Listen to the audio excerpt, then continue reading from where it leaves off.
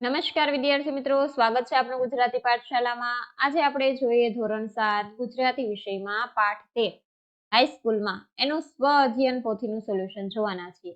આ સિવાય સ્વાધ્યાય પોથીનું સોલ્યુશન આ ચેનલ પર મૂકવામાં આવેલું છે. તમે હજુ સુધી આ ચેનલને સબસ્ક્રાઇબ ન કરી હોય તો સબસ્ક્રાઇબ કરી દો અને બાજુમાં રહેલો બેલ આઇકોન દબાવો, જેનાથી આવનાર તમામ સોલ્યુશન તમને તરત મળશે. જોઈએ આપણે પાઠ 13 હાઈસ્કૂલમાંનું સોલ્યુશન. પ્રશ્ન નંબર 1, નીચેનો ફકરો વાંચીને નીચેના પ્રશ્નોના જવાબ આપો. પ્રશ્ન 1 છે, વ્યાયામને બદલે ફરવાનું રાખ્યું. રેખાંકિત શબ્દને સ્થાને સમાન અર્થવાળો શબ્દ મૂકી વાક્ય ફરીથી લખો. કસરતને બદલે ફરવાનું રાખ્યું. પેલા વાક્યમાં વ્યાયામ હતું, નીચે આવ્યું કસરત. 2, ગાંધીજીને કઈ બાબતે પસ્તાવો થાય છે? ગાંધીજીના અક્ષરો સારા ન હતા એ બાબતે તેમને પસ્તાવો થાય છે. 3, ગાંધીજી નઠારાક્ષરને અધૂરી કેળવણી શા માટે માને છે? સારા અક્ષર એ માત્ર અભ્યાસનો જ નહીં, જીવનનો પણ મહત્વનો ભાગ છે. સારા અક્ષર માણસના અભ્યાસ અને લેખનની સુંદરતામાં વધારો કરે છે, ત્યારે ખરાબ અક્ષર જીવનમાં ક્યારેક ગરબડ ઊભી કરનારા હોય છે. માટે ગાંધીજી નઠારા અક્ષરને અધૂરી કેળવણી માને છે. 4, નઠારું શબ્દનો અર્થ લખો. નઠારું એટલે ખરાબ.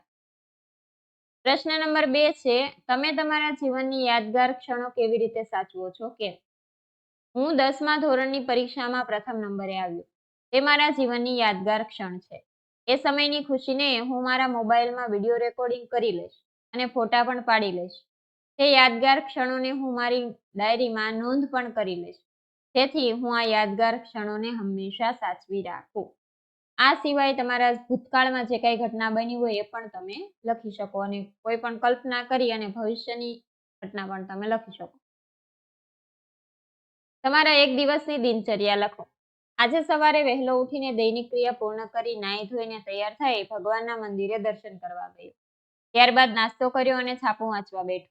આજે રવિવાર હોવાથી સવારે થોડીવાર ટીવી જોયું. ત્યારબાદ જમી થોડીવાર આરામ કર્યો.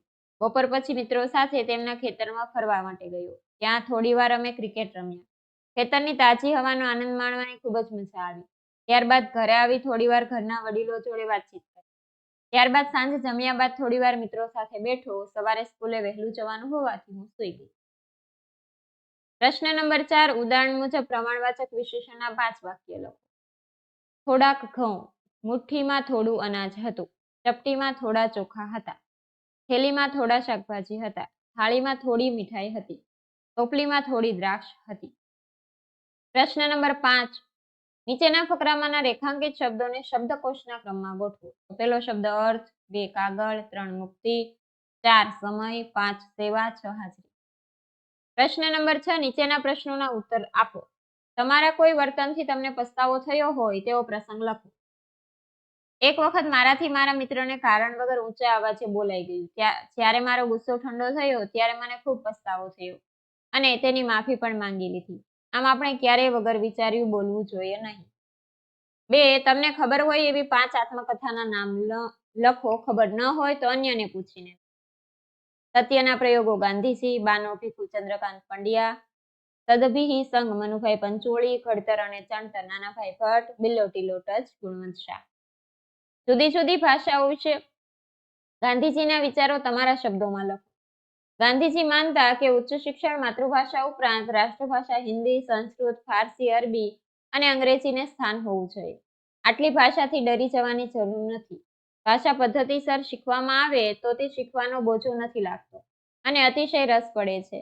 ખરું જોતા ગુજરાતી, હિન્દી, સંસ્કૃત એક ભાષા ગણાય. પ્રશ્ન નંબર 7, નીચેના વાક્યોમાં રેખાંકિત રૂઢિપ્રયોગના સ્થાને તેનો અર્થ લખી વાક્ય ફરીથી લખો. પેલામાં છે, પાકા ઘડે કાંઠા ન ચડે, યુક્તિ સફળ ન થવી.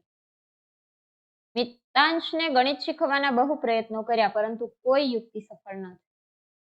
ગેડ બેસવી, મનમાં ગોઠવાવું. તેણે એક જ વાર વાંચ્યું અને એના મનમાં ગોઠવાઈ ગયું. વિદ્યાર્થી મિત્રો, અહીંયા સોલ્યુશન પૂર્ણ થાય છે. જો તમને વિડીયો પસંદ આવ્યો હોય તો વિડીયોને લાઈક કરજો અને અમારી ચેનલ સબસ્ક્રાઇબ કરવાનું ભૂલતા નહીં. વિડીયો જોવા બદલ આભાર.